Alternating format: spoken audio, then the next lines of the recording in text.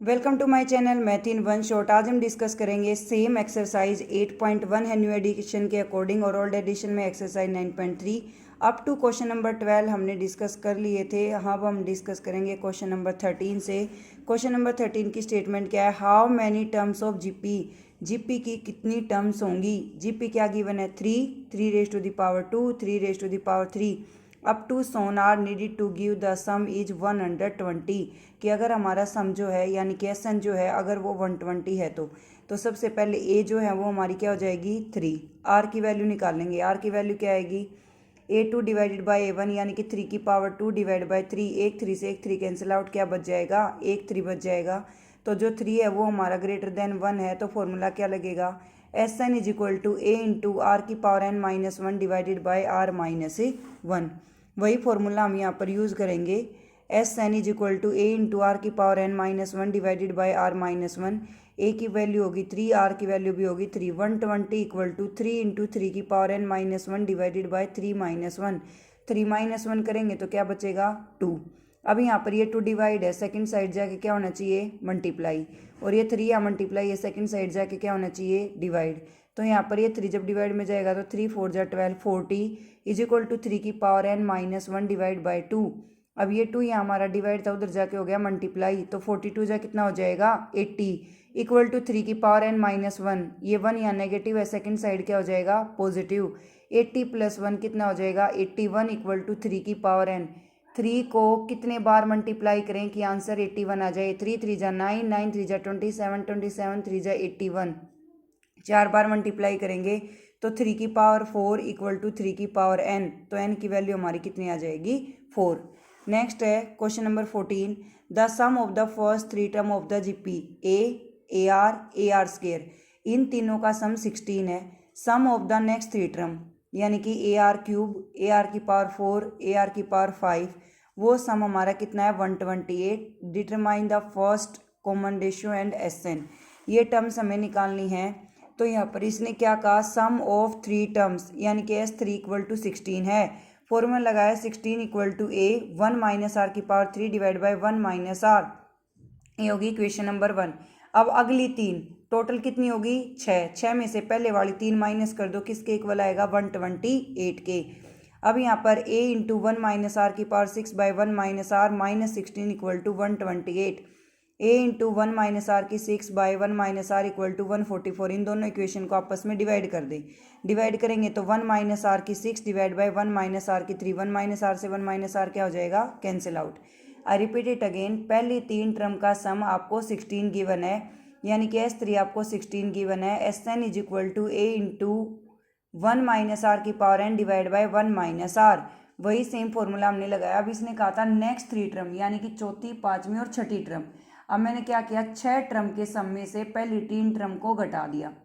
Total 6 थी, 6 में से कितने को माइनस कर दिया? 3 को, तो 3 ही बचेंगी। 4 5 6 ही बचेंगी जब 1 2 3 को माइनस कर दिया तो यहाँ पर क्या आएगा? a इंटू 1 माइनस आर की 6 by 1 minus r minus 16 equal to 128। 16 क्या था? पहली 3 टर्म का सम। अब यहाँ पर 16 नेगेटिव है, सेकंड साइड हो गया पॉजिटिव, तो 128 में 16 को ऐड किया तो आ गया 144। अब हम इन दोनों इक्वेशन को डिवाइड करें तो 1 माइनस आर से 1 माइनस आर, ए से ए कैंसिल आउट। 1 माइनस आर की 6 बाई 1 माइनस आर की 3 इक्वल टू 144 बाई 16। 16 1 जा 16, 16 9 जा 144। 1 माइनस आर की 3 into 4 r cube divide by 1 plus r cube is equal to 9। ये हमने ओपन कर दिया 1 माइनस आर की पावर 6 को। तो यहाँ पर ये 1 माइनस आर की पावर 3 अगर हम इसको सोल्व करें तो हमारा ये आई, इससे ये हो गया। यहाँ पर आ जाएगा आपके पास, इसको पर्टिकुलर को अगर हम सोल्व करते हैं तो इसको लिख सकते हैं 1 माइनस आर की पावर 3 1 प्लस आर की पावर 3। इस स्टेप को हम कैंसिल कर देते हैं। यहाँ पर 1 माइनस आर की पावर 3 1 प्लस आर की power 3 divided by a square minus b square की आइडेंटिटी लगाई है भाई। 1 माइनस आर की power 3 is equal to 144 by 16। तो 16 1 जा 16, 69 ये cancel out. 1 plus r cube equal to 9। अब r cube is equal to 9 में से 1 माइनस होगा तो कितना बचेगा? 8। तो 8 किसका क्यूब रूट है? 2 का। तो इसको हम लिखेंगे r cube is equal to 2 raise to the power 3। Base same है, बेस इक्वेट हो जाएंगे, पावर सेम है तो पावर क्या है? सेम, तो बेस क्या हो जाएंगे? इक्वेट। तो ये क्या आ जाएगा आर क्यूब इक्वल टू 2 की पावर 3 यानी कि आर इक्वल टू 2। तो कॉमन रेशियो हमारा कितना आ गया 2। कॉमन रेशियो हमारा कितना आ गया 2। अब यहाँ पर put r equal to 2। R को अगर हम 2 रखते हैं तो a इंटू 2 की power 3 minus 1 divide by 2 minus 1, तो ये इक्वल टू 16। 2 माइनस 1 1 ही बचेगा, 16 इंटू 1 16। अब देखो 2 की पावर 3, 2 टू जा 4, 4 टू जा 8, 8 माइनस 1 कितना आ गया 7, तो ए की वैल्यू आ गई 16/7। एस एन निकालना था, s N is equal to A into are की power n minus 1 divide by are minus 1, यानी कि ए 16/7 इंटू 2 की power n minus 1 divided by 2 minus 1 यानी कि 1, तो 16/7 2 की पावर n माइनस 1। नेक्स्ट है हमारे पास क्वेश्चन नंबर 15। क्या है, given GP a equal to 729, a की वैल्यू 729 है। सेवन्थ टर्म जो है वो हमारी 64 है।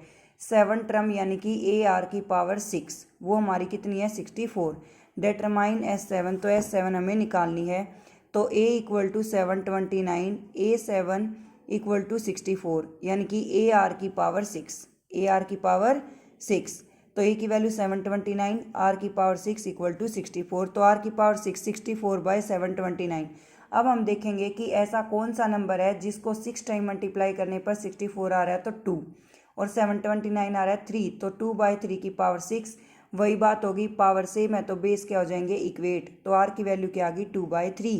Are equal to 2/3 also it is known as s n equal to 1 minus r की power n by 1 minus r, क्योंकि जो 2/3 हो 0.6 के इक्वल आएगा जो कि 1 से वैल्यू छोटी है।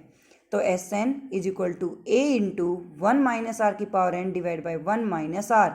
तो देखो 3 माइनस 2 1/3 आएगा, रेसिप्रोकल हो जाएगा, ऊपर चला गया। तो यहाँ पर एलसीएम लिया, 3 की पावर 7 माइनस 2 की पावर 7 बाई 3 की पावर 7, 3 की पावर 7 से 3 की पावर 7 कैंसिल आउट। 3 की पावर 7 माइनस 2 की पावर 7, 2187 माइनस 128 कितना आएगा 1059। नेक्स्ट है question number 16। Find the GP, GP find out कीजिए which of the sum of first two term, यानी कि ए का और ए आर का जो सम है वो -4 है, एंड द फिफ्थ टर्म यानी कि ए आर की पावर 4 वो 4 टाइम है थर्ड के यानी कि ए आर स्केयर के। तो A1 plus A2 equal to -4, a plus a r equal to -4, a ले लिया common, 1 plus r equal to -4, A5 4 time है A3 के यानी कि ए आर की power 4 equal to a r का स्केयर। ए से कैंसिल आउट, यहाँ आर की 4 है यहाँ आर की 2 है, 2 power cancel out, r square equal to 4, r की वैल्यू आ गई +-2। पहले वाली इक्वेशन में एक बार आर की वैल्यू प्लस का 2 रखी तो 2 + 1 3, तो ए की वैल्यू आ गई -4/3। तो यहाँ पर हमारी जीपी क्या आ जाएगी, फर्स्ट टर्म आ गई -4/3, सेकंड टर्म में आर को 2 लेंगे तो 4 टू 8 यानी कि -8/3, फिर नेक्स्ट आ जाएगा -16/3।